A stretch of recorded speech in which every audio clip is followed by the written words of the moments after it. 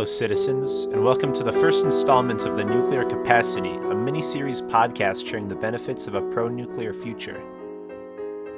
My name is Ethan Sundin, and I'm a senior at Wayzata High School. For the past few months, I've been researching the costs and benefits of nuclear energy, which has long remained the United States' most controversial energy source.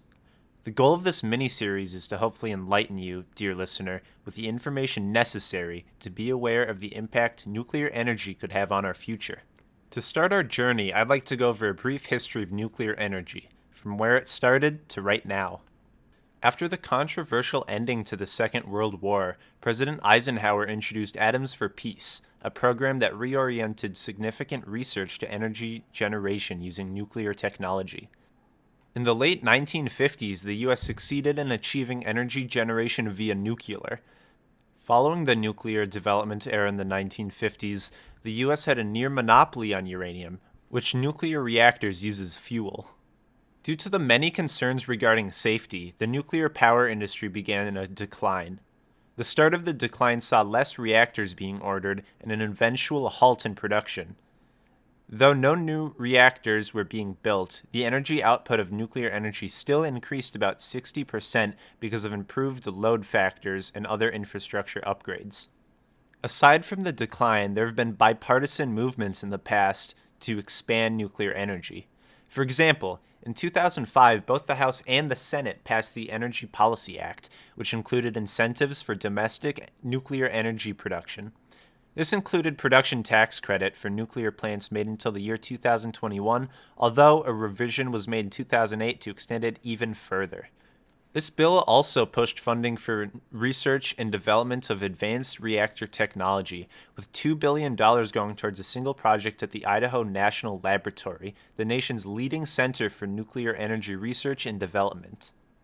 Similar to the Energy Policy Act, the Department of Energy in early 2020 started the Advanced Reactor Demonstration Program with an initial funding of $160 million for the construction of 2 advanced nuclear power plants.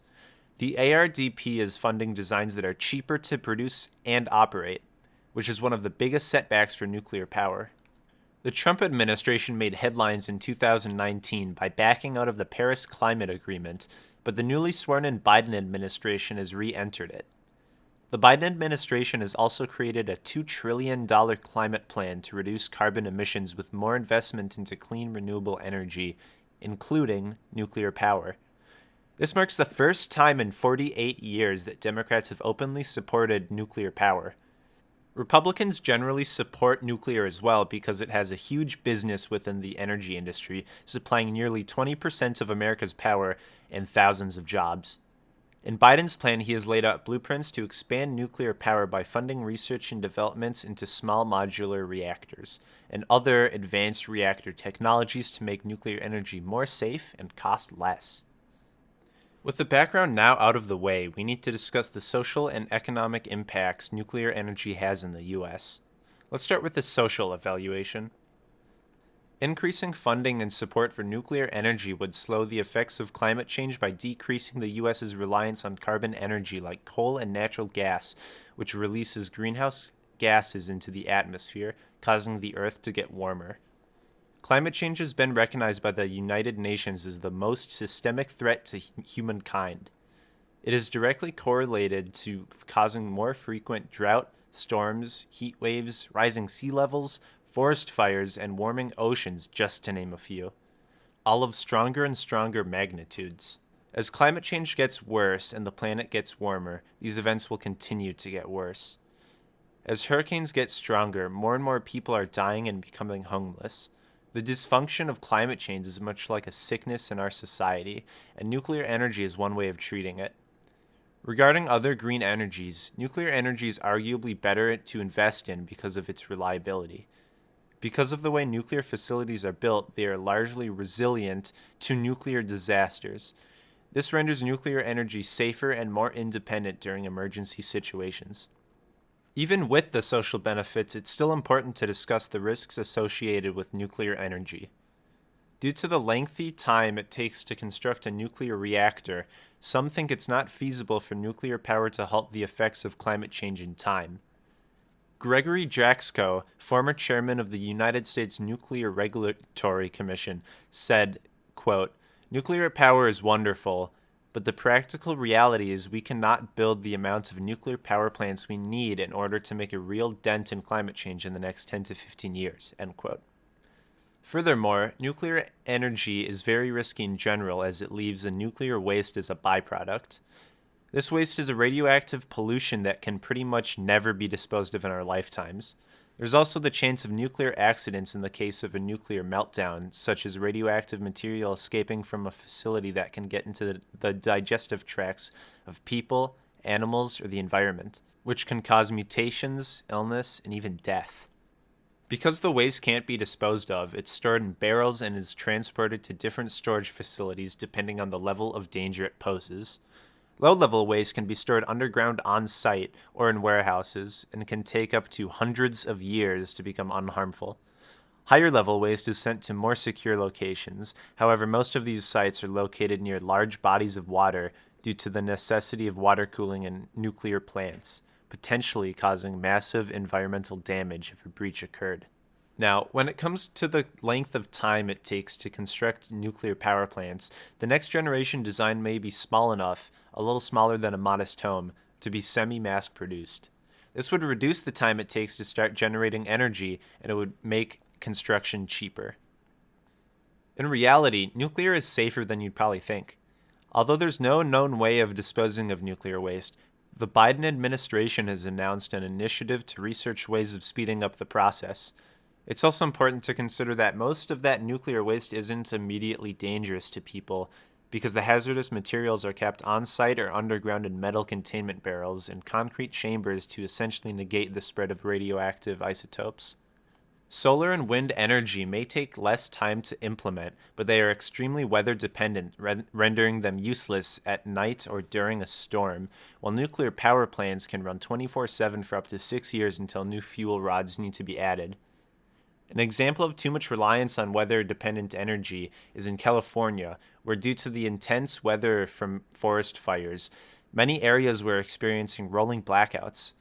Along with reducing the U.S.'s carbon footprint, a further commitment to nuclear energy could see more jobs created in the green energy industry, which would spark hope for the next generation to continue to invest in the future.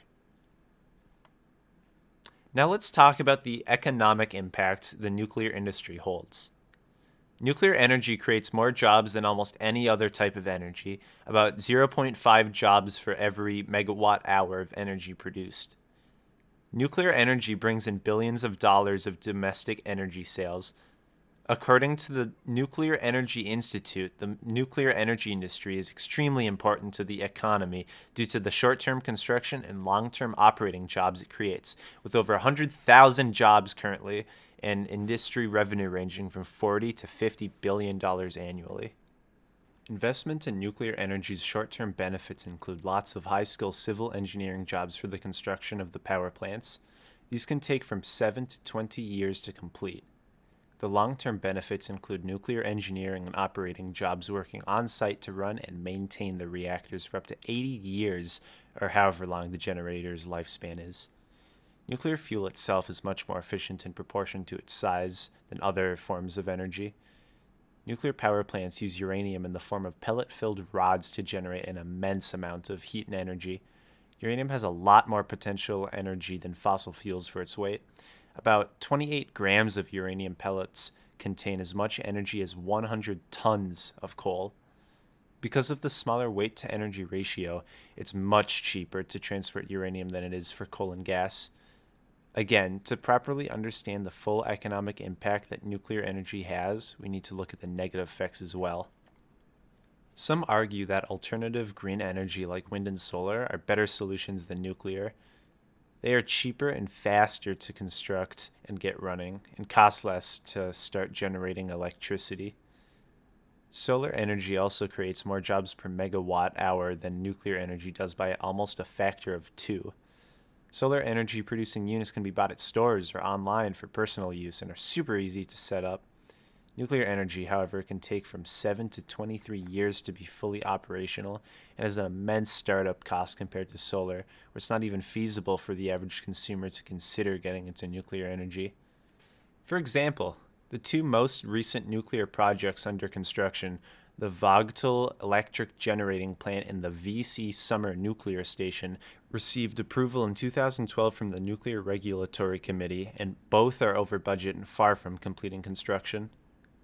Uranium also brings up the debate of whether nuclear is truly renewable or not, as uranium is a scarce resource like oil or natural gas.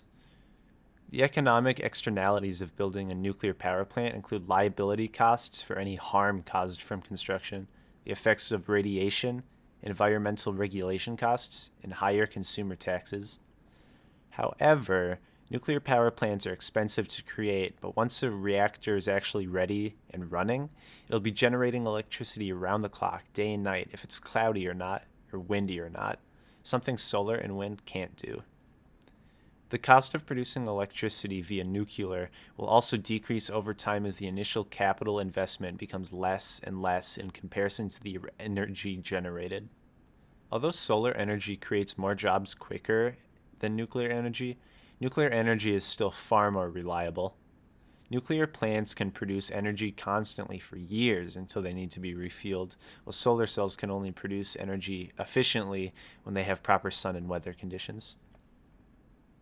I think the social and economic benefits certainly outweigh the costs for nuclear power, and I hope I was able to convince you of that. Anyway, that concludes the first installment of the nuclear capacity. If you liked what you heard or you want to see my sources, you can find a link to my full paper in the description. The next installment of the nuclear capacity will cover the political side of nuclear energy, including 2 guest speakers.